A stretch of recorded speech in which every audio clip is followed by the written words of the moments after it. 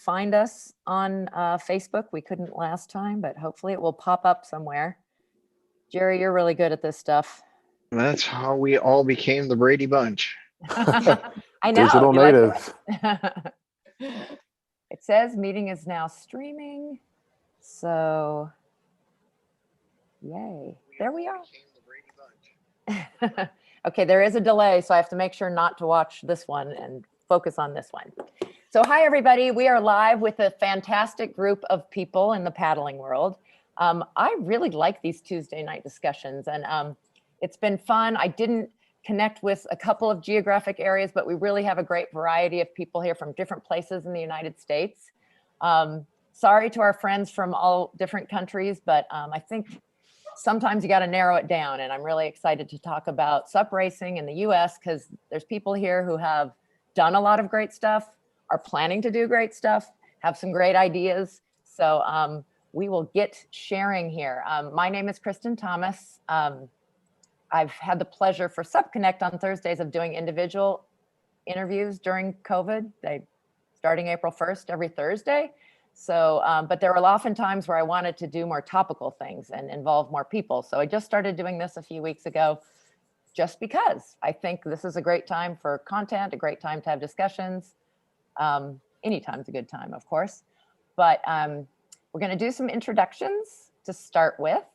Our topic this evening, let's see if I can, are we screen sharing? Not yet. I hate when I lose the cursor. I have to work on that one. We're rocking and rolling. Can you see? I've got this big screen in my way that I can't get rid of. This looks like the wrong one. Okay, I'm going to go back out of it. Oh, I just didn't change the title. There we go. There we go. Thanks for your patience. So organizing SUP racing, lots of different topics, but we're really going to focus on leagues because there are some great leagues already in existence, some ideas for future leagues, and some different things going on. I think we should talk about real briefly. KT outside is sort of my business. I don't know what it is. Outside the box, trying to think a little differently. But I serve a lot of roles like a lot of the people here. I wear different hats. I do race myself. And my passion is really there, but I love everything about stand-up paddling.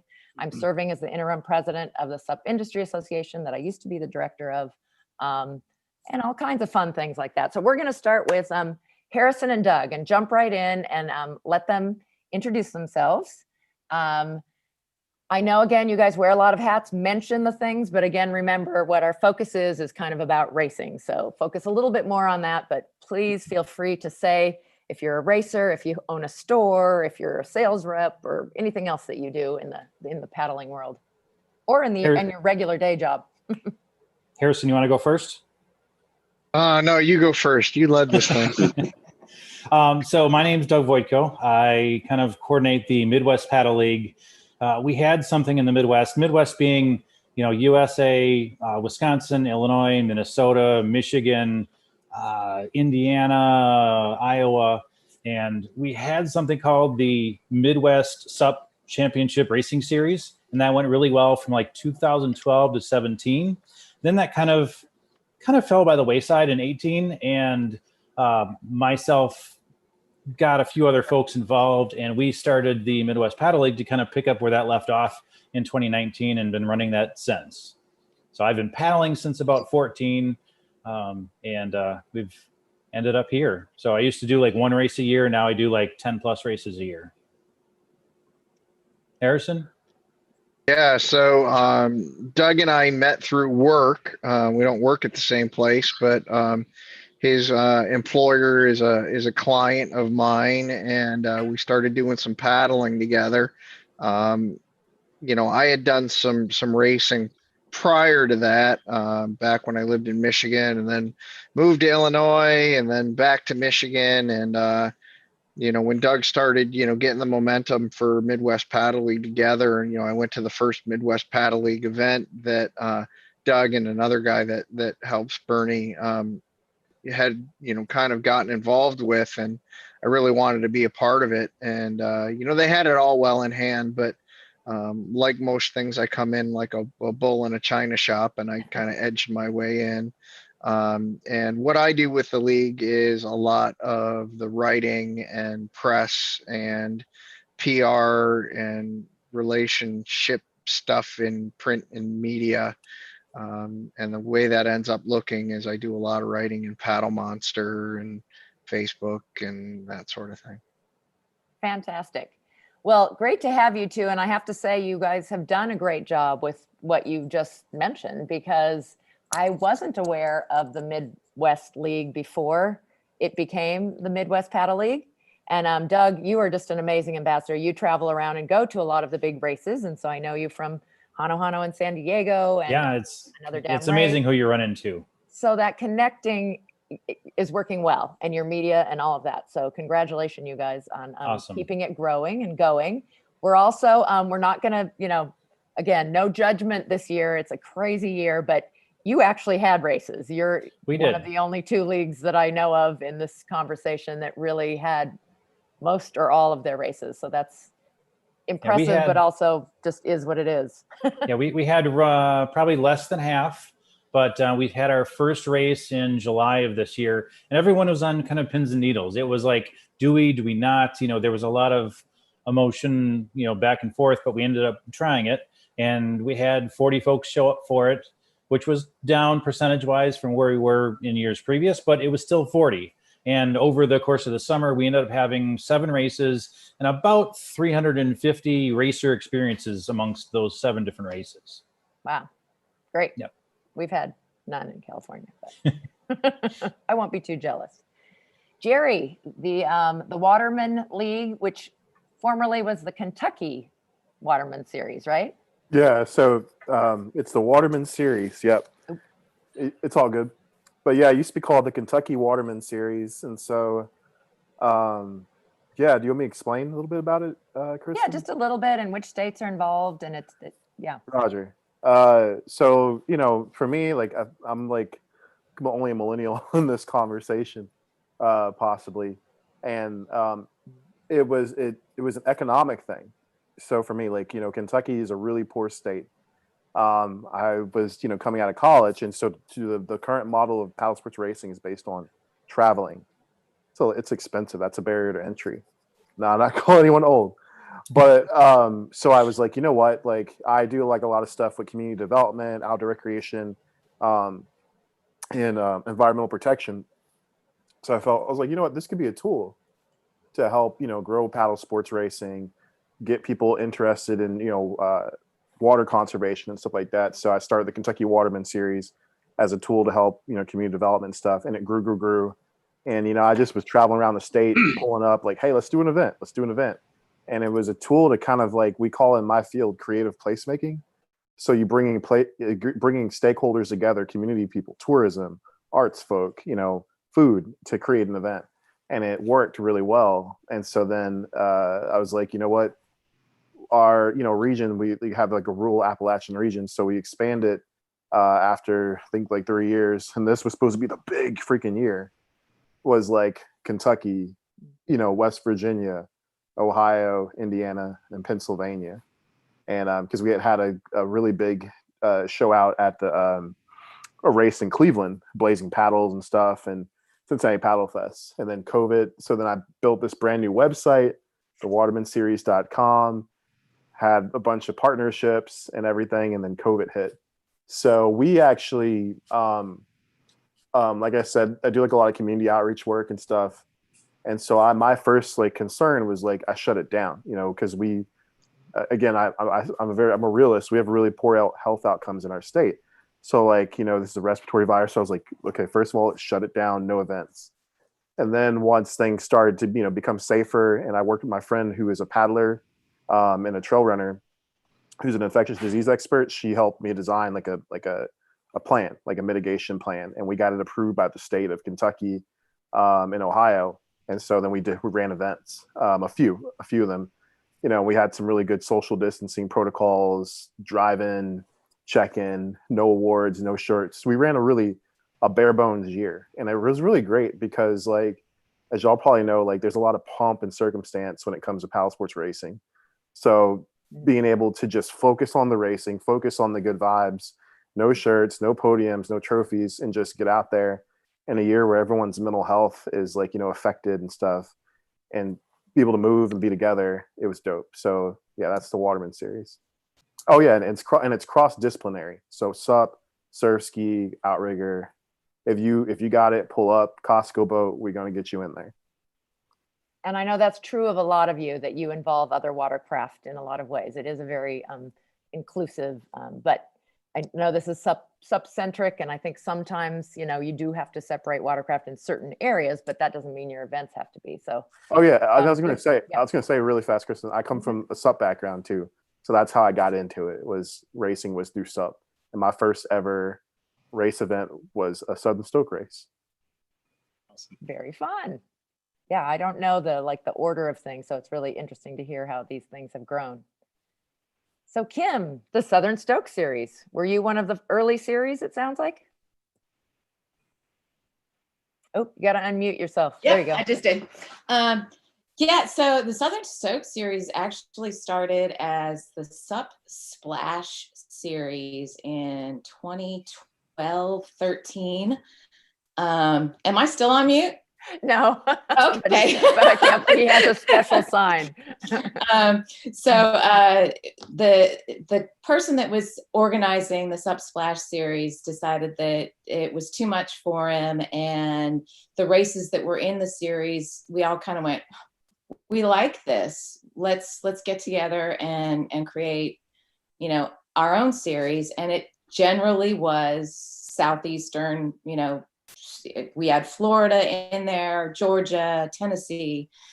And so we all kind of banded together, and, it was mainly the racers that were really stoked about it. And we, came up with a different point system, low scoring. And we decided that we wanted to make it, because of the low point scoring system, we had to make the series pretty much 12 races or under. And it worked out really well in the beginning, just because, Southern Stoke started in 2014 from the SUP Splash.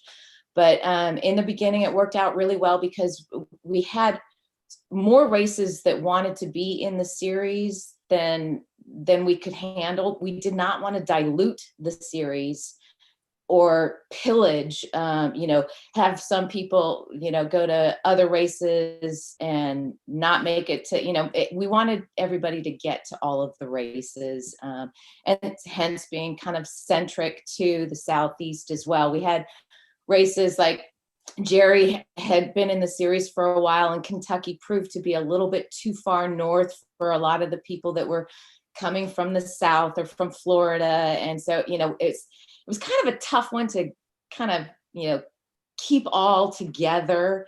But, the group of paddlers in this series is just phenomenal. We are all, some of us go back to the early days, like KT, you and I met I think 2012 or 2013. It was, what was that? Battle of the Paddle. I think that's what it was, Battle of the Paddle out there. But yeah, so it, it started from back then. And then I know that so many series within the United States have come to either myself or any of the other board members and asked, how did you do it?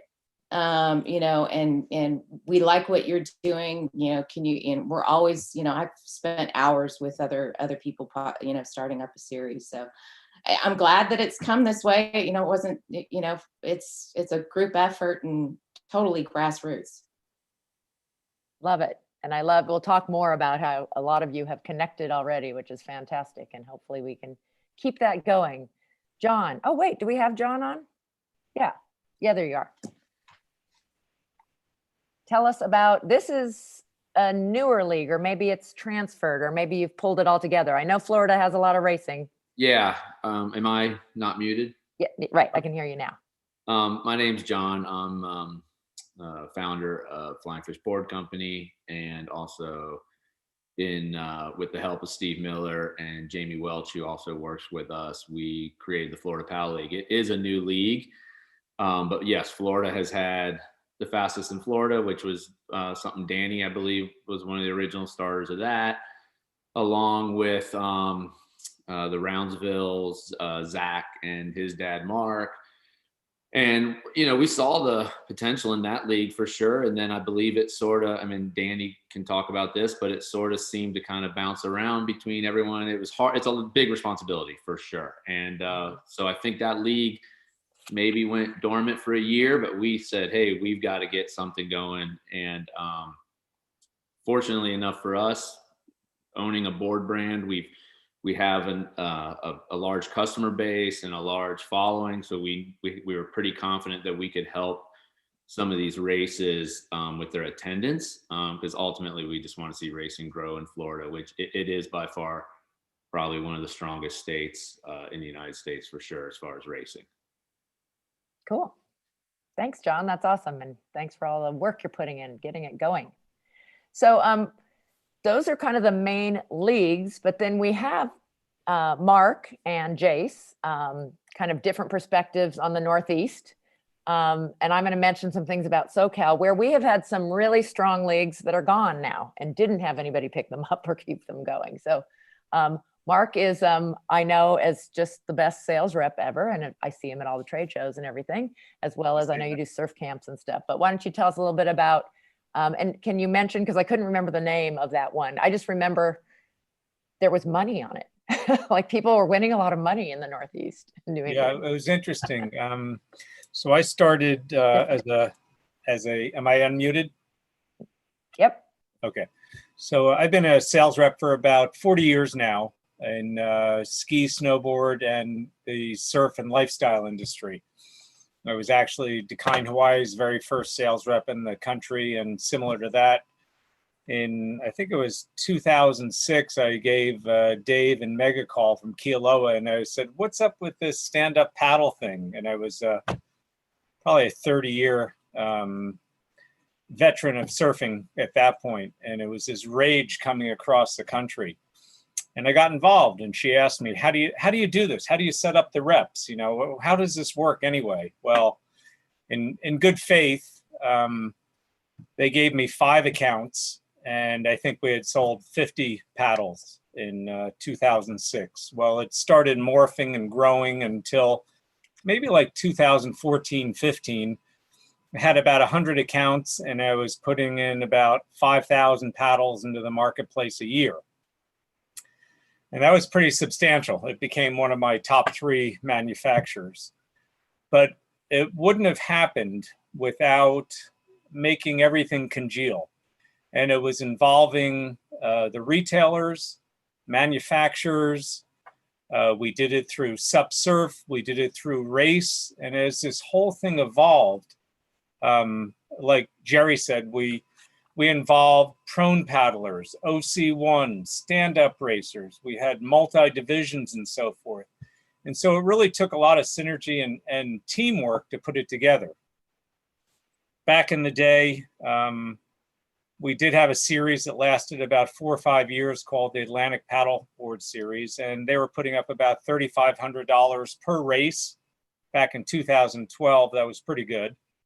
And equal dollars, men's and women's, and they were mostly 4 miles for the elites.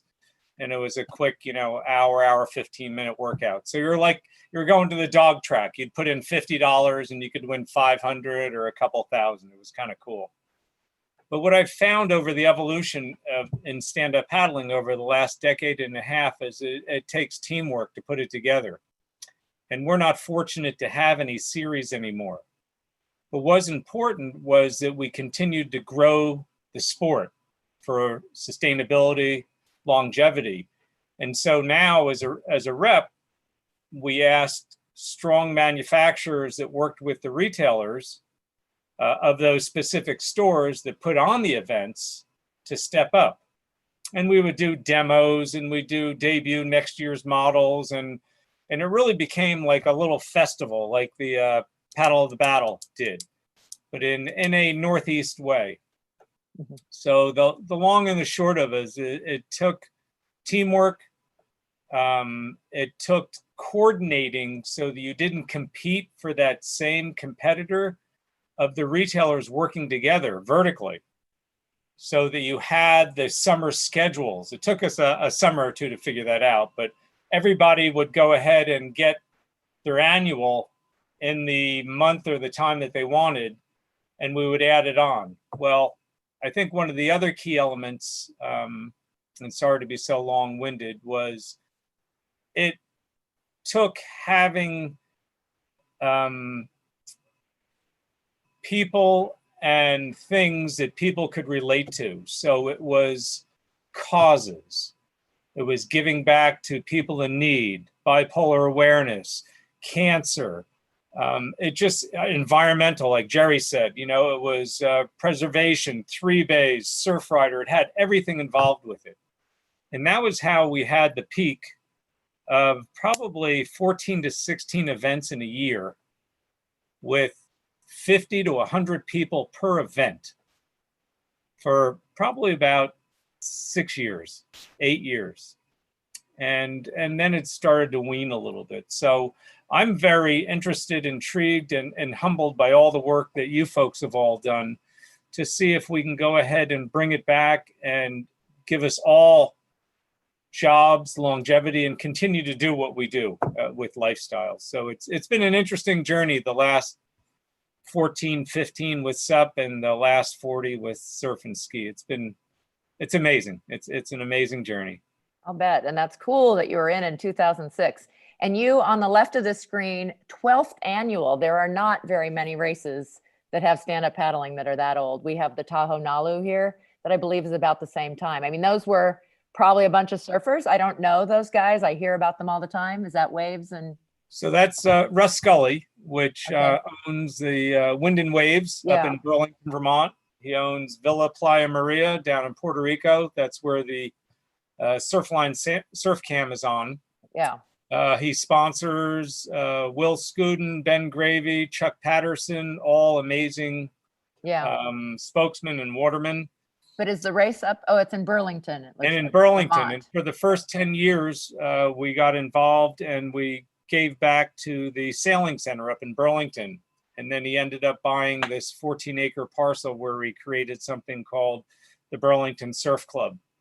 And it's all about giving back and just enjoying and celebrating being watermen, whether you're landlocked in Burlington, Vermont. There's some pretty avid watermen up there, Yeah. or you're on the coast like we are, you know, on Cape Cod in the Northeast. So I think together we can do it wherever we are to build the stoke and keep this industry going. Great. Thanks, Mark. But How about you, Jace? You're also in the Northeast. I'm not sure. Well, you're on Cape Cod. That's right. Don't forget the unmute. I'm on Cape Cod. Can you hear me? A little bit quiet. into it, volume. Yeah. So I'm also on Cape Cod. I'm kind of the new guy. I just recently started my own company called Sustainable Aqua Life Training, or SALT, which is a paddleboard fitness company, and the Cape Cod SUP Club. And kind of looking at what everybody else has been doing, and with my background in rugby, playing rugby across the country, and the way they have their clubs set up, leagues, clubs, it's kind of where I want to go. My goal is deep health and focusing on, getting every single type of person on the water, whether they want to race or they want to, go, fishing or whatever. So with the club, we started getting out, and we had kids that were like, wanting to learn how to race. So we got them. Next year, we're starting a kids race league. We'll have an adult race league. And my goal is to get it into the whole Northeast and start it back up again. But my long-term goal is really just to get it into high schools and colleges, and really start, kind of the future of paddleboarding, just like, rowing. I want to, that's what our goal is right now. So we just partnered up, got a piece of land. I'll be on 100 acres, and we'll be doing paddleboard retreats and yoga, and races and, exploring Cape Cod and the Northeast. So the future's looking really, really good. Pretty excited. Great, exciting, and I love the passion. There's a lot of things on your list, but you sound like somebody who can go do those. I don't think Terry was able to join us. It's getting done. It's crazy how fast it's. So Danny Smith's I've known him for a while. He's my idea man, I call him, because he's always working on a bunch of different stuff. So a store owner, definitely a race director. It sounds like has had different leagues and stuff, but we're going to talk a little bit later about he and I have been talking to the ACA. He's worked with the AAU. He's working with One Class Racing. Just a lot of different things that we might work into if, in expanding this, and we'll talk a little bit about it. But I want to let you introduce yourself, Danny. Sorry, I'm saying too much. Yep. That was great. I don't even need to say anything. I'm Dan Smith. She did a great job. I started paddling back in 2010 or so. Opened up a shop in 2013. Started racing. Started hosting races right from the shop. We were right on the water. Back in 2013, we did summer series, winter series, starting in 2013. A lot of that, every single race that we ever had some sort of one design component at the time, and then now it's called One Class. And then I think one of my first real races was Carolina Cup, so that was kind of an eye-opening, super fun experience. But I did a lot of other kinds of racing, triathlon and stuff, and that's kind of where I felt like, paddleboarding, once I started racing, two people in the water, it's a race and everybody's having fun. Yeah, and then we just did a pretty fun race not too long ago, 3 weeks or so ago, it was Pro Watercross. It's part of the jet ski tour, and I think that's something that we all need to look at. There's a company, if you look at the prowatercross.org, they want to do a series with us. If we can get the paddlers in there, they've already got stuff with CBS Sports. They're on TV. It can happen. I don't have much with that, but it was a lot of fun. Very tight racing. You can see everything, and I think that's one of the things that our sport needs. But yeah. And then we hosted the first ever AAU Junior Olympics this past summer. It was supposed to be up in Vermont, and then it turns out Florida got it. And we didn't have big numbers, but we didn't expect big numbers. But it was great, and the AAU loves us, and they want Stand Up to be involved in the AAU. I didn't know anything about the AAU prior to that, but it's good stuff. It is, and there's some fun ideas that we're going to come back to. I do want to mention two other kinds of leagues that we're not going to focus on, but there are a lot of great local leagues. I threw up Paddle Race Tuesdays, Waves of Wellness. Jessica runs that down in Orlando, and then they go out to tacos. I've gotten to go to that one because of many trade shows in Orlando. Also have done Danny's race, and we used to have the Orange Bowl because they were built around trade shows. But the community league, in place, I know that they're in existence all over, and that don't want to say that those aren't important. They are, and that's we'll talk a lot, and I know a lot of you feel strongly about community and the fun, and what, as much as we love competition, how do we keep these going? And the other are virtual leagues. I think I actually virtually raced more than I regular race, and I race like every chance I can, because I kind of jumped on every possibility. And there was one out of Deep Cove in Canada right off the bat, and they had a spreadsheet, and they had a different race every week that you did on your own, and then you put in your time. And virtual paddle league is something like that too. So and then a lot of the races that couldn't happen did some kind of a virtual extension. So don't want to we can't cover everything, so won't be too focused on those. And another thing I want to just at least acknowledge, there are tours like the APP, which is a world tour. Some years it has been more US based. They have gone together with the WPA, and they have a USA APP qualifying tour, they call it. It didn't happen this year, but some of the bigger events lining up for points.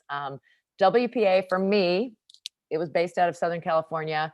Our early series that doesn't happen anymore that really was big was the Hobie's Hennessy series here in Southern California. And it really was a big, powerful one that always had hundreds. And it was more in our area. I don't think it meant to be regional, but it definitely ended up being, although WPA championships did move around. And other series we've seen kind of come and go. So definitely something I want to talk about is burnout and how do we keep it going. And already Mark mentioned in the Northeast that there were some big tours. SUPAA, that was Chase Kosterlitz. They still have a website. It's still up. I'm not sure how much he's doing. Want to acknowledge that one just because they have a race director's training that he did internationally for a while there. Don't know if he's still doing it, but I think that's interesting, even though it's called the Athletes Association. It kind of covered a lot of things.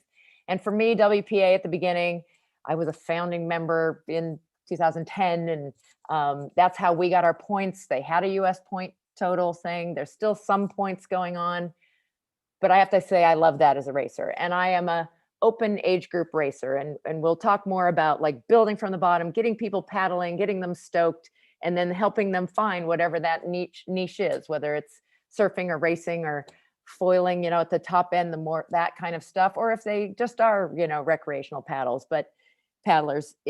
As Mark talked about, we want to keep building because it supports all of us and what we love, and we want to share what we love. So just wanted to quickly acknowledge those things. And then also I didn't invite any like big event specific race directors, but we have some big stuff that goes on. And some of them are really specialty events. I got to go to the Payette River Games that happened a couple of years, which was this amazing whitewater. Who knew, we would have something like that. Chattajack, the race that sells out in hours with 500 watercraft, but is 32 miles long. Kim's done it a bunch of times. Only done it once. Just about killed me. This year was I understand they were going to have they were trying to kind of bring the Hawaii races together in July for a downwinder series to kind of make that a series. Connor Baxter was sort of talking about that. That didn't get to happen. M2O, another specialty race. And then I want to acknowledge that there are things like USA Surfing has had a qualifying race to go to the ISA. So that's a very specific one, but still US-based teams. The ACA, just a couple years ago, that's a very old organization, and some of you are involved with it, like Jerry's heavily involved. I think he was Volunteer of the Year one year even. But they don't have a qualifier yet, but they are very interested in both groups in how to grow stand-up paddling. And I know you guys are probably aware of that Court of Arbitration case, and it was surfing that they gave the pursuit of the Olympics with SUP, but both groups say they still want to help us grow. So I just think those are things to keep in mind when we look at the big picture of the US. And I mentioned the APP events and that they have a US series. So how to pull that all together? Do we want to pull that all together? These are all interesting topics to me that I hope are interesting to you too. Let me get out of this share and bring everybody back in together. I just want to kind of float kind of personally how I feel that US SUP racing is especially challenging to organize. We are geographically a huge country with 50 states and places like Puerto Rico that are part that could be counted too. We don't have a culture of clubs the way some countries do. I interviewed some people in the UK, and they just are all a member of, a boathouse type group, and that all had a, event, and then they had a national event. It was not a big deal. You qualified for it at your club and you go in. Australia has a huge ocean club. Everybody seems to be a member of some type of a water organization, a paddle organization. We have some, but they're different in different places. Boathouses, Jerry, right? Like the inland river kind of thing. And we talked about that when we had our talk about like diversity in paddling. But I just don't see that. Plus, stand-up paddling in general is just, there's so many ways to enjoy it and so many ways to compete in it. So how do you limit that so it's manageable? It's great to want to bring it all together. APP does have SUP surfing, for instance, which is very different than racing and a different kind of, judging contest, but it's a contest. Whitewater is quite different. What the ICF and the ISA have to bring is quite different. But coming back to your series, you guys have had some conversations between series. A lot of you have talked to a lot of race directors and pulled together. You've made some decisions, which I think is amazing about, and I don't know how hard it was, because sometimes people get really stuck in what they want, or they may be in a place, how do you standardize or give guidelines when the race is in an area that doesn't have a short course and a long course, really naturally. But let's just go back to, like, how did you guys connect, and how within your series maybe, or with each other? Anybody want to start that one?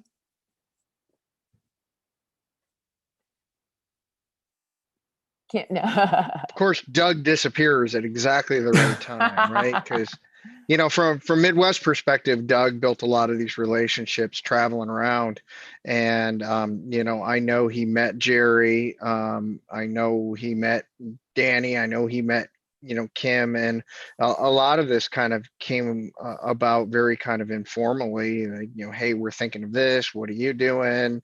And some of those things are kind of coming together in terms of the long course and the short course. And we talked to Jerry about being inclusive of seated paddlecraft, and included some of that this year. Our website from a rule structures perspective looks a lot like yours, Kim. And a lot of that stuff is coming together because it just naturally works. But I still think we do have like a ways to go yet in terms of aligning with each other, especially in terms of, how we're doing points. I think race structure and classes, that's kind of closer. But yeah, I think that we do have some opportunity to still kind of come together and align a little bit more. And that once we have that kind of alignment and groundswell, then that can really start to feed and build momentum for the AAU and ACA kinds of things, because, we're all talking, apples and oranges. So, I mean, I think it's been pretty organic just based on what's working in the environment right now to this point. Yeah. I think maybe it was Southern Stoke that came up with a nice graphic, because there has been a lot of discussion around some really minute details. But before we get into those, Harrison, I appreciate you mentioning all those different ones. I want to also throw out, would you guys, or have you ever talked about having regional championships and a national championship? That's me looking at big picture, and I would love to see that every region has a series like you do, and that there's a way to, and maybe it's open, but you could maybe, if you qualify, it's a little bit different category in some way. Again, we want to be, how are you inclusive, but still, for those of us who have a competitive bent, I want to know, I'm almost 60. I want to know when I'm 60 where I am ranked in the US in my women's 60 plus category. Those of you who come from other sports like triathlon, Danny and I have talked about that a lot. We care about those kinds of things, but it's not that we don't care about the other stuff. So before we get into those specifics, I know, like Jerry, I know Doug, I looked at your websites. You almost all talk about community, fun, the important stuff. So Jerry, you want to kick us off? I know I promised I'd let you speak your piece about that. I wanted to really hop on what you said, because that excited me. I come from a soccer background, so I played soccer all the way through college. And so it was dope to kind of you go through your season, and you go through your playoffs, and then you go for the championship game. That's what I'm used to, is that type of, and having your ranking and seeing where you stack up as a player, on, Max Preps and all the other, websites and stuff. So I grew up as a digital native. So I was able to go see my stats, and I would love, that's been my dream, is to see, how USA Cycling has the cat series, cat 1, cat 2, etc. And you can go in there and see your ranking. It would be really dope. And they have it across disciplines, they have road, they have mountain bike, they have gravel and stuff like that. And it just would really be awesome if some way that us at these grassroots racing organizations could plug in to the ACA, since the ACA is our NGB. They had that merger. So since the ACA is the NGB, we're grassroots, how come we, how can we plug into that to kind of feed that system? So then there's a, diversity of athletes that's going, at the international level and a whole like ecosystem. And then I want to say also too, Kristen, one thing we didn't bring up too is the legacy of the USCA, United States Canoe Association. There was a break off of the ACA because like ACA started to be focused mostly on education. And so the USCA is focused on like marathon style racing. So that was really popular, in like 60s, 70s, 80s or so. And they're still kicking around. And so anyways, but yeah, I would love to see a freaking championship. And me and Doug have talked about some cross-pollination stuff, but yeah. But yeah, as far as community, yeah, I think community is like, the backbone of like what I do. I am a community organizer. I am an environmental educator, first and foremost, above anything, above a race organizer. Racing is just a tool for me, to educate people and to help people get people moving. And I think that that's what we have to, think about is because, and some people get offended when I say it, but, our sport is really homogenous. There's a certain demographic of, there's barriers to entry. There's a certain demographic of folks that race, socioeconomic, And so I feel like that in order to really grow it, we have to think about, how can we include everyone in it? And that's thinking about equipment. That's thinking about the length of our race events. That's also investing outside of the race day. Something that the pandemic has really helped me do is really buckle down on thinking about that. So my friend Amanda started this thing called Hump Day Paddle Club.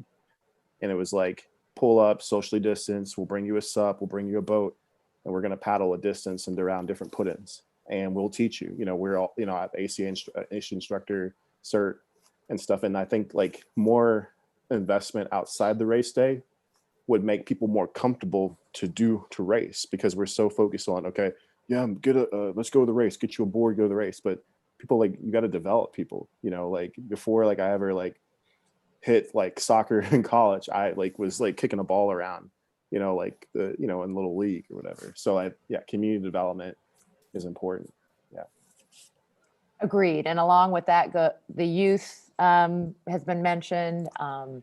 Causes. There's a lot of things that feed into it, but that network of feeding into it is just what's so important. So whether you're connecting with groups that are doing that, like your friend with the Hump Day paddle, how do you then introduce them to the next step? But I just did want to mention that a lot of us were early adopters, and we have a little bit of a different personality. And I think sometimes we just went and did stuff regardless of what we had friends, and we tried it even if we didn't know. But we're on this new wave during the pandemic. There's huge growth, and there's people, a lot of them in my area, were getting inflatable boards, but they're super excited about what they're doing. They might have not taken a lesson yet, and they have their paddles backwards, but they might be our future racers next year. So how do we keep the stoke and keep that flow going, keep the growth, and not make the assumption that everybody's as independent as some of us, I think, were maybe at the beginning. And the travel, and Jerry mentioned barriers and how do we help. So I think that's a great direction and topic. Any other thoughts? When I started Midwest Paddle League, it was almost kind of personally based, because when I first got paddling, when I went to my first event, I raced and I finished, and then I was like, okay, now what? And everybody was in their little groups, and I was kind of on the outside. And maybe it was kind of in the heyday, so you weren't really inclusive as a new person. And so as I went to more events and I recognized people and introduced myself, and that's, I met some of the people, but that was a feeling that as I got into more paddling, I didn't ever want anyone else to have. And that's where, when we created Midwest Paddle League, we came up with the phrase community first, competition second, because our events, everybody has to travel. We talked about travel that, you're driving 3, 4, 5 hours, and maybe you got to go the night before. And that's where our events are almost becoming events for the weekend. It's not just you get up Saturday morning, you drive an hour, you race, you come home and mow the lawn. Now it's like the whole weekend. So now we're trying to build networks of, hey, so-and-so, let's carpool. When we get there, let's get with all these other people, and maybe we'll split a house so we can save cost. And so it just, the community, and that's something that I've learned over the years, just whether it be traveling out west, traveling down south. Danny, hooked me up for the race when I was down there last year. Terry has hooked me up out west. Aqua Adventures has always been good to me when I was out in California. And it was that no matter where I went, the community was the same. They were always welcoming. Like I remember being in the lineup for Hanu Hanu, and everyone's just chit-chatting back and forth. And it was just so cool. And I wanted to bring that back to the Midwest. And that's where 100% it is community first, competition second. Because I think everyone will agree that these races are basically just a weekend family reunion, which is a party interrupted by a timed, rapidly moving social paddle, and then back to partying. So it's just where you tend to get a little more passionate about certain things. Yeah. Oh my gosh, I love that description. A fast moving social paddle. I've never quite heard a race being called that. Yeah. But I think I don't think these things like are one or the other. Just a lot of these things can happen at the same event, and we can keep everyone happy. Because again, I was expressing my competitive side, but I absolutely after the race want to have, the food and the camaraderie and the friendship in the community. And that's, the small races, that's all about, like, I get to go see friends who are a little bit distant away and, have that half day. The destination events, I love it when they have extra. You need to have more than that race, because we do want to be together and enjoy. And again, COVID aside, after all this, I think 2021 has potential to be an amazing year. I just want to say, because a lot of us who haven't been able to race are really, really excited to get back together with everyone. Absolutely. So I know some people are commenting on Facebook, and I'll try to see if there's any questions. But if any of you notice, I was gonna say, like, we give a shout out to Southern Stoke. Piggybacking on what Doug said, like, my first event was the Bluegrass SUP Derby in Kentucky at Shaker Village. So like the Southern Stokes platform helped me, get into SUP, and it was really friendly because, like someone had like a pair of like black box boards, and they're like, "Yo, pull up, got a board for you," because I had like a boat boards 12.6 HD, and he's like, "Man, I can't have my bro chilling on that board. I gotta get you like that fast whip." So I was like, "Okay, cool." And then it was really friendly, and I met so many amazing people that I have friendships with now, like Adrian Angel, Leslie Macklin, what's the dude, Perkins. So many people were there, and it was like those friendships have like, grow. And then I was able to use that platform of the Bluegrass SUP Derby. I was like, we're doing something here. We brought people here, so like let's grow that. And so like that was Southern Stoke was a piece of my like DNA of my work with sport, with the paddle sports racing, SUP racing. Can I chime in? Yeah, John. So, hey, kind of like what you said, Kristen, we are at a reset button right now after COVID, to be honest with you.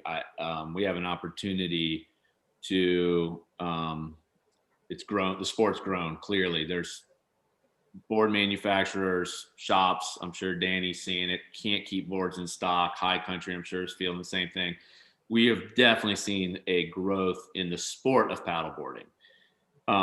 I'm a huge believer, and you touched on it earlier about the local race leagues, because honestly, the best way to grow this, and we're talking racing obviously, is to start all over again at that local level, because it's so easy to have a friend that you run into at the beach or at a local shop and say, hey, why don't you join us on Tuesday night, Wednesday night, and jump on a board. I have a board you could use, this sort of thing.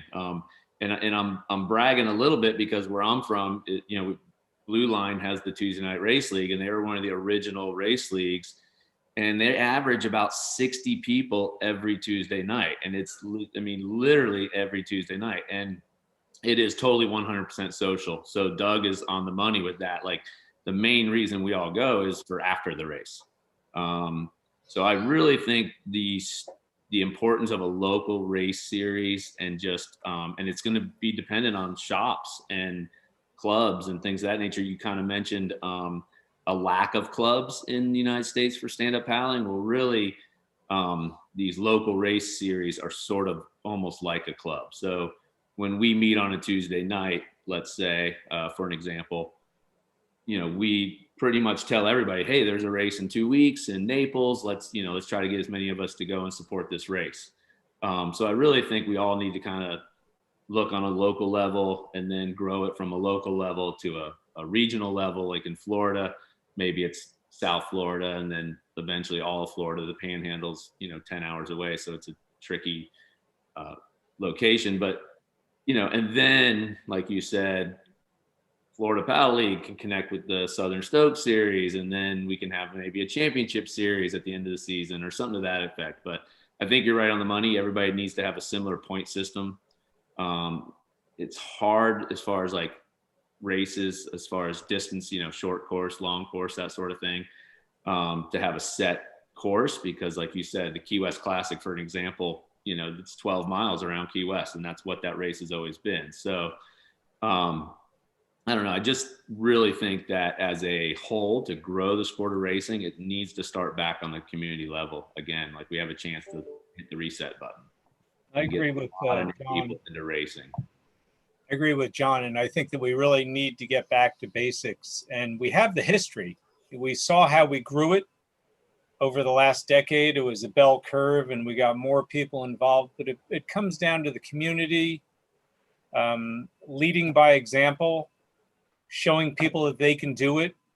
They can grow from 3 miles to 6 miles. They can go into the elite categories. And we need to, where the industry hasn't seen numbers like it has since 2014 and 15, the dollars are there because the product's going to be flooding in the spring. And there's going to be, again, it was record number sales this year, but because of COVID, we couldn't go ahead and really get on that front line. I also agree with Jerry where we need to cross-pollinate, and we need to go ahead and make other stores or smaller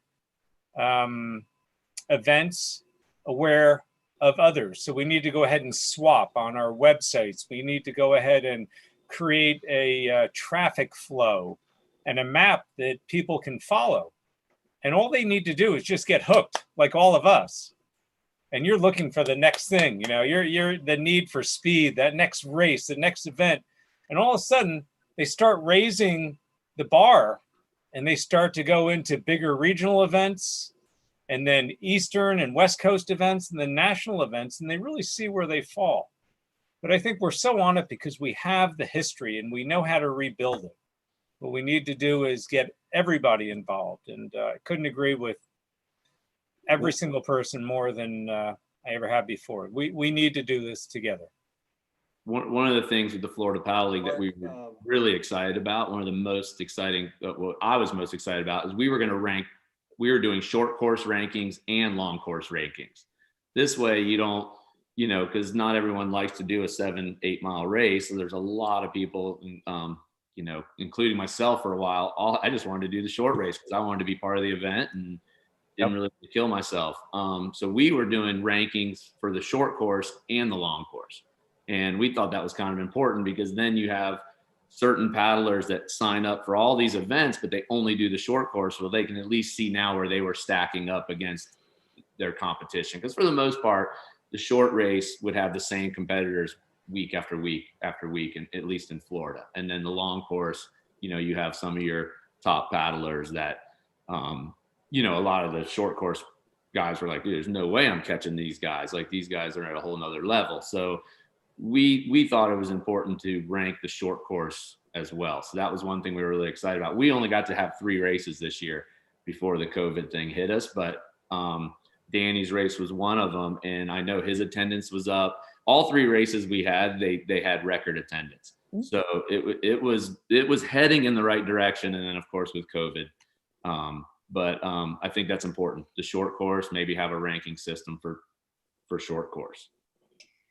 The Southern Stoke has always had that, the short course and the long course. And when we first started, that was, we always have had the short course be just the biggest amount of people. I mean, High Country notoriously had, 200 people in the short course one year. I mean, it was ridiculous. And we just, we wanted to, it was all about getting those new people out. Most of those people hadn't even set foot on a board. And that was the thing that we were really trying to get going. And that they fell in love with. And that, I mean, I honestly have to say, probably those first few races in 2014, where we got so many new people hooked on the sport. They and then it was kind of like, okay, you've been sitting around in that short course for a little too long. You've been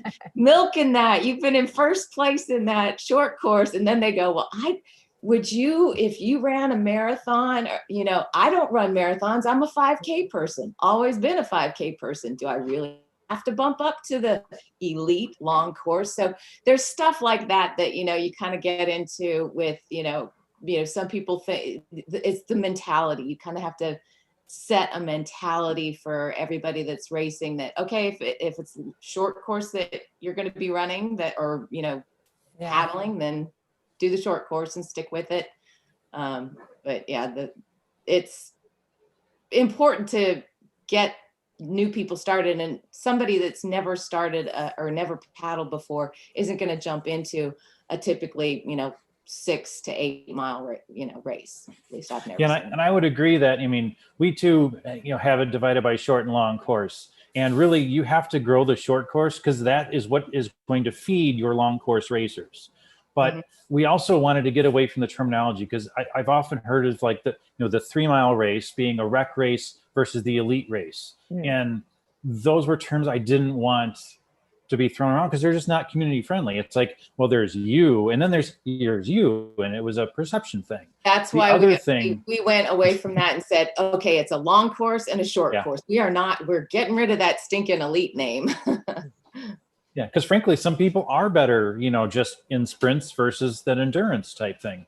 But the other big change that we made, and I think most everyone here has done the same thing, is there was that 14 class and there's a 12-6 class.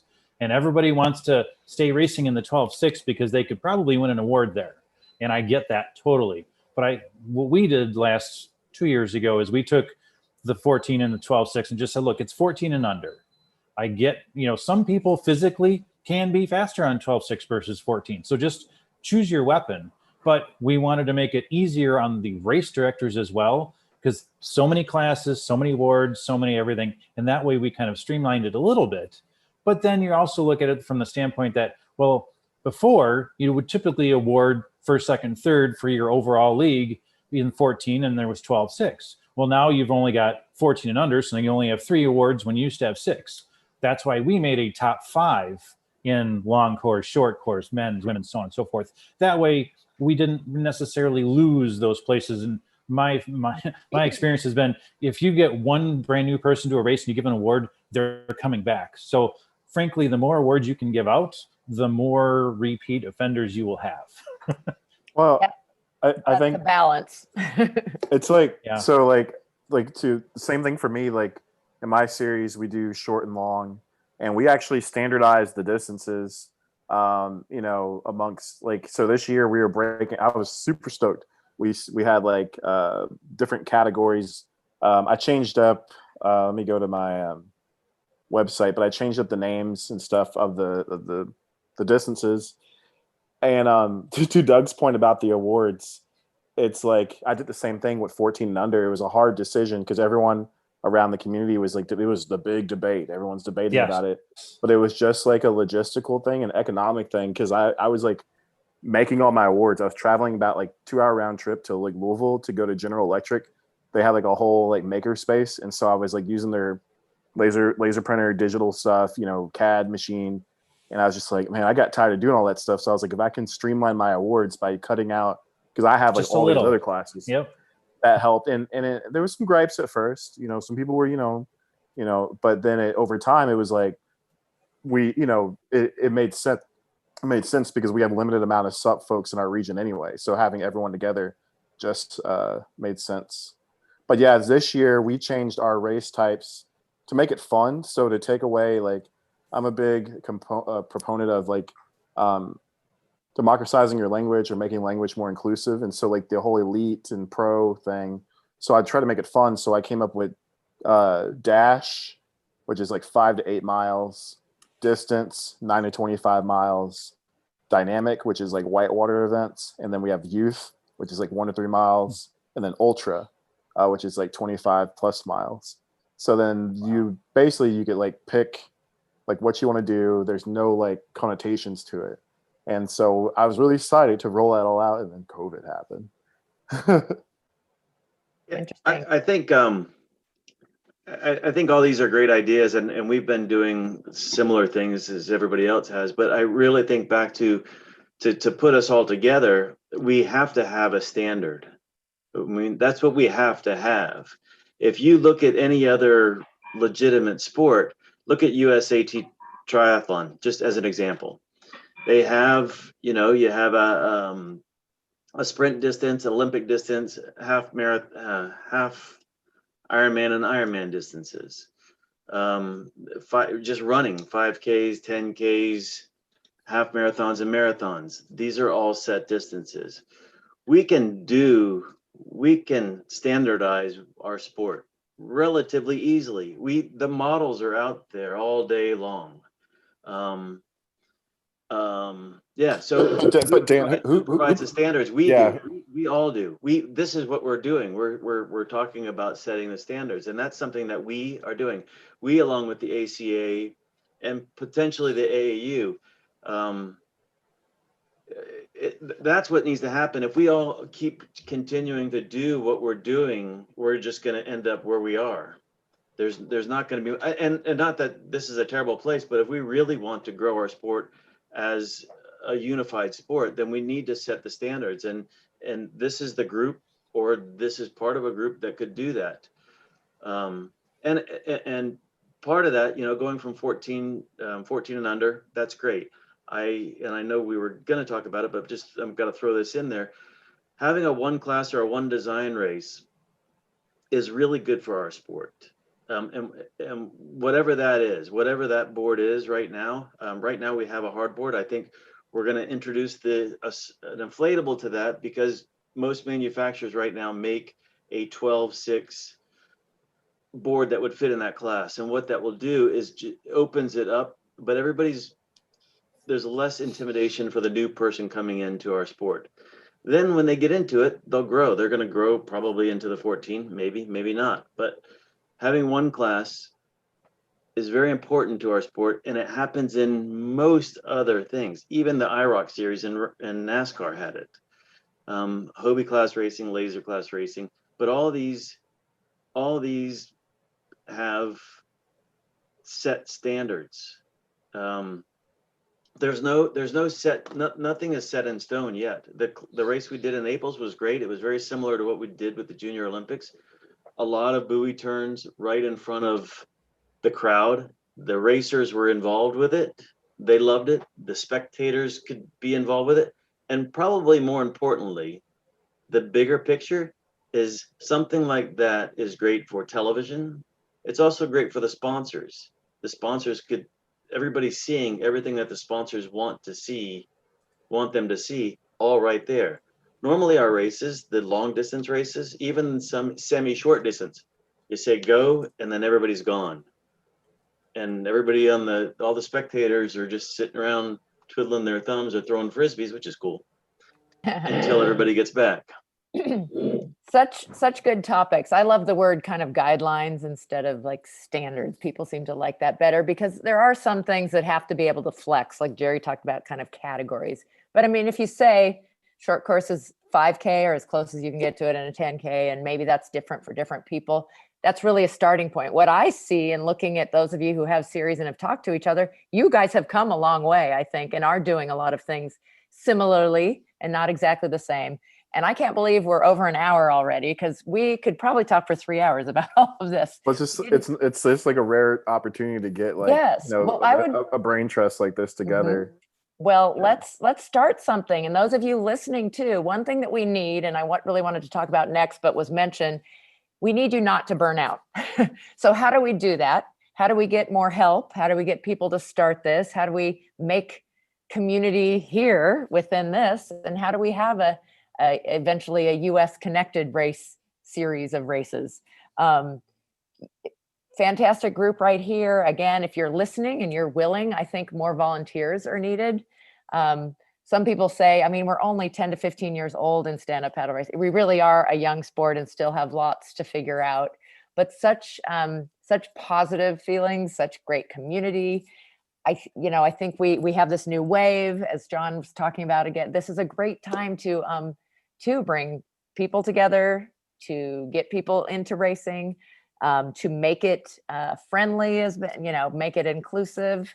But just a few more minutes, if you guys have it. What can we do to help you guys not burn out? I know that, like John Bosang wrote some articles about, those people who complain all the time. And I definitely have some friends who, whine about this or that, or, and I fully believe, we had part of the loss of race directors was they were losing money every time. They were getting flack from people. They weren't getting, enough. As great as our community is, everybody thinks they know. So I think one thing about guidelines and standards is it's a little more, hey, this is how we're doing it all over the place, and isn't so up for people to discuss that this should be changed and try to do your job. One of the things that we did with the Southern Stoke was to put guidelines and rules for the race directors, so that, because we did early on, we did surveys of the racers and also race directors, and said, what do you want to see in a race? And one of the big things, it was strange. Food. They wanted food. Don't give me just a banana and water. We want food.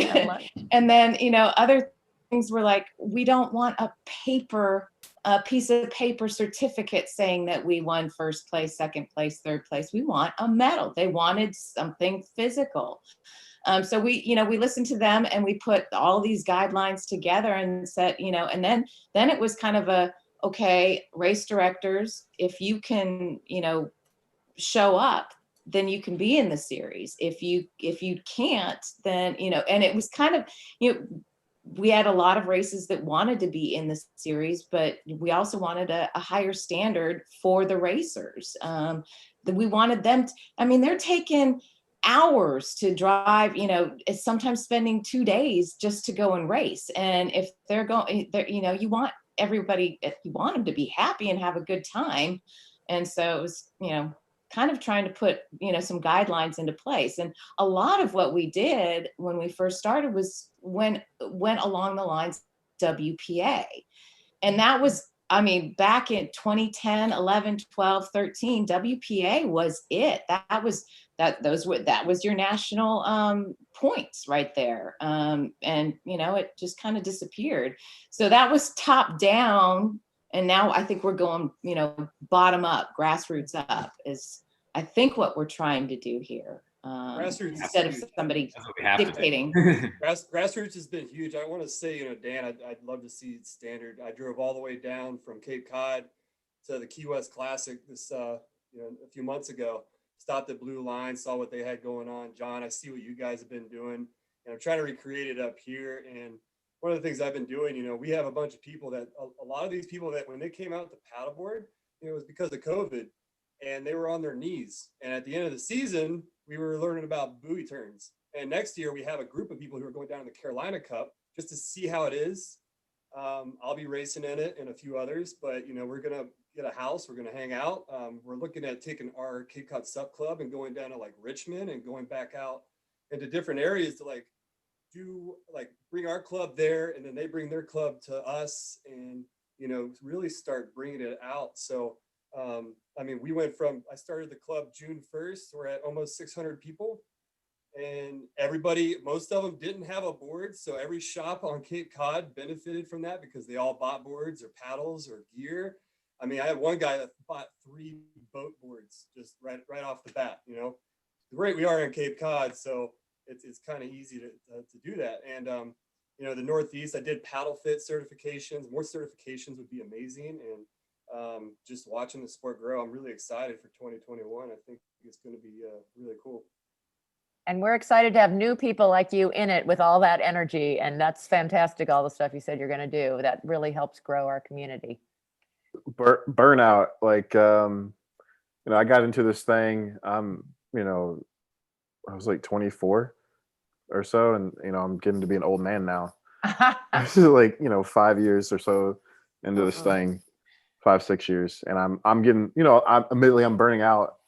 And I think, to be transparent, I think it's because it's a lot of hard work. Like, I'm in a region, and maybe Kim can speak to this. Like, we have like strong paddle sports cultures here, but like funding is like it's like difficult for sponsorships and stuff like that.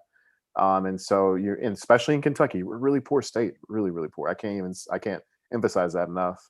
And so that's another factor. And then, like, I was going out of the way to try to make custom awards, food, freaking raffle prizes, tourism, and I'm burning out a little bit. But what's giving me life is the focusing on, okay, like, this is like how I want to, like, I think every race organizer, league organizer has to own like what they want to do, because like I realized, like, at one point, like, I'm not chasing to kind of be the biggest, baddest like league or event. That's not me. I'm looking at metrics for myself. Are we growing the sport? Are we getting youth involved? Are we getting folks of color involved? Are we reaching people from Appalachian to rural to micropolitan Kentucky? Those are my metrics, and then are we getting that tourism and stuff? And that's what I'm solely focused on. And so, like, if either folks that come to my events or like part of the community, they gel with that or they don't.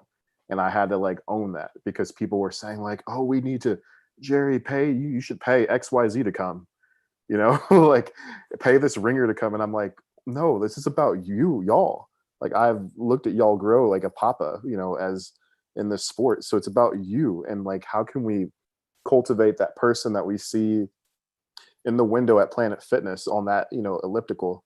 How can we get them say, hey, get off that elliptical, come on and join us? And so that's my focus, and that's what's giving me like energy. And I want to shout out Leslie Macklin. She, I met her at that Bluegrass Sup Derby, and she's just been a really great inspiration to me of how long she's been in the sport, and her positive spirit and her guidance and her focus on like community. She's one of the people, and I think it's important for race organizers to latch on to those ambassadors and really activate them to like help you, because like they're how the sport's going to grow. And like, those are the people that when new people come, they're going to be like, hey, what's up? Like, what are you doing? Where are you from? And she's one of those people. And I think we need more people like her, and to utilize those folks more in your infrastructure. Yay, Leslie. She was online. I don't know if she still is, but if you are, I met her in Chicago at a race. So a lot of us know her. Yes, there's lots of awesome people. It is already 5:15, and some of you need to have dinner and some of you need to go to bed, depending where you live. I would love to, though, continue this. It doesn't always need to be a live conversation, but I think we have a great group right here. I would love to keep expanding it. Kim, you threw out surveys. Maybe that's a place to start. This is one, I do these every Tuesday on different topics. I can't always follow with the group, but I really care about this one. So I would love to be a part of helping it happen. And I know you guys know how to use Zoom and everything, but, and I don't know what we call ourselves, but US SUP Racing. And others that are listening who are interested, because I do think you guys need help, not because you're not doing it well, but just because, again, don't burn yourselves out. Make sure that you are feeding yourselves and your own soul, and that's different things for different people. But want to thank you all for your time tonight and for all that you're doing. And we're all thinking positively about 2021, getting through the year that 2020 was. A strange year, lessons learned right in different ways. Thanks again. And thanks for those of you who are listening. We do have a Facebook group where we can post stuff. I'm going to put links to all your series, and y'all, let me know if some of you gave me, if you want any other social media listed or anything. Is that a public group, Kristen? Is that a public group? It's SUPConnect's group right now, but I'm going to be finishing with them, and I think they're letting me take over the group. That's why it's a very long name right now. It's SUPConnect Live and KT Outside Discussions. But, you know, I've done 32 single interviews, and this is, I think, the 5th like panel. They're all on YouTube, but that's a good place to, you know, be able to post pictures and keep people in touch, you know, let them know when your first races are and what's happening once we're, again, through all this. Yeah, I know you're wrapping this up, so I'll be super quick, but that was one of my thoughts was I see SUP chat, I think it's called, on Yes. Facebook. We had And Maggie Adams on last time. who started 90 that. That's Maggie. Yep. 99% of it's about inflatables. Like everyone's like, what inflatable? Which is great, but I think we need a SUP race public group that can get as much traction as SUP chat, where race organizers, shop owners, brand, you know, anyone can plug away, like do their thing, you know, throw some love out there to whoever, and maybe that will get more people involved in the racing, performance racing, whatever you want to call it, you know. Anyway, It was mentioned that at some points we've had different, you know, SUP Racer, even though he's international, was really doing a great listing at one point, but we don't have a good list like we should have, so that we're not stepping on each other's toes. Or if they are regional, that's okay that we're on the same day. But when we're trying to have something bigger, coordinating a list is a great place. That's where I think the ACA comes into. Like USA Cycling has a whole list of race events. I think the ACA should. Right, and we're working towards that, and that will have some overlap. Some will be different than what you're doing, but ACA is super open and interested to working with SUP and how to grow SUP. And they might have a big event that would be a little different maybe than some of them because of their history and what they do and how they do things. But they also have an incredible rich history, a lot of connections. They have, talk about a network of clubs, amazing things that can help us grow, and they're interested. So agreed, let's keep talking. So thank you all. One last thing. Right, one of the last things I wanted to mention, we didn't talk about insurance very much. With the USA, so part of USA Rugby. So USA Rugby, the Olympics, they go all the way down and you have different clubs. So when you sign up through that, it actually covers a portion of the insurance. So if anything were to happen, so if you're a member of that certain club, like I'm on the Cape Cod rugby team, if something were to happen, they have insurance as an organization, which is huge. And I know ACA has different insurance, and so it'd be interesting to see if we could put something together where it's just ACA. Are you guys, some of you WPA still, or different places? Anyway, that is a whole another topic, but yes, we didn't get to some of those specific things like that I think could be really useful for everybody to talk about. All right. Happy Tuesday. Thank you all. Really appreciate you. And Thanks for the invite, Kristen. we will stay in touch. Thanks, Kristen. Thanks, Katie.